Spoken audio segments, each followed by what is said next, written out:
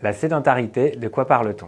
Les modes de vie actuels nous conduisent à passer une grande partie de la journée en position assise, au travail, dans les transports ou devant les écrans. Selon les définitions officielles, la sédentarité correspond à un temps prolongé passé assis ou allongé en situation d'éveil, avec une dépense énergétique très faible. 7 heures, c'est le temps moyen qu'un Français passe chaque jour en position assise. Passer plus de 7 heures par jour en position assise, notamment lorsque les périodes assises dépassent 2 heures sans interruption, expose à des effets délétères pour la santé. Être sédentaire ne signifie pas forcément être physiquement inactif. L'inactivité physique se définit comme le fait de ne pas atteindre les recommandations minimales d'activité physique, ce qui correspond à au moins 150 minutes d'activité d'intensité modérée par semaine. Il est donc possible de pratiquer une activité physique régulière tout en restant trop longtemps assis au cours de la journée, notamment au travail. Quels sont les effets sur la santé liés à la sédentarité?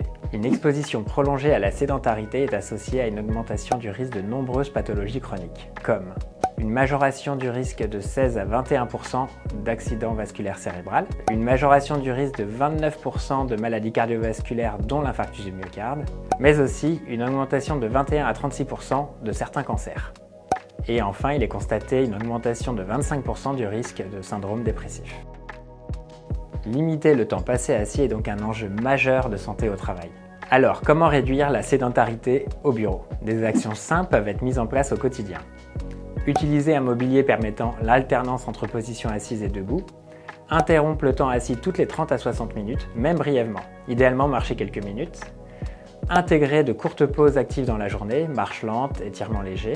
Favoriser la mise en place de réunions debout ou en marchant si cela est possible. Se déplacer pour échanger avec ses collègues plutôt que d'envoyer des courriels. Et enfin, utiliser des escaliers lorsque cela est possible. D'autres actions sont possibles, centraliser certains équipements, imprimantes, poubelles, pour favoriser les déplacements. Respecter la pause déjeuner en dehors du poste de travail.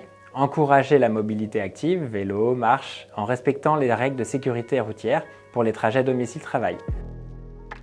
La sédentarité constitue un facteur de risque reconnu pour la santé, mais elle peut être réduite grâce à des changements simples et accessibles à tous. Bouger régulièrement, interrompre le temps passé assis et intégrer davantage de mouvements dans la journée permet de protéger durablement sa santé physique et mentale. Vous disposez maintenant des clés essentielles pour prévenir la sédentarité au travail. Pour aller plus loin, un dossier thématique est disponible vers le lien indiqué en description.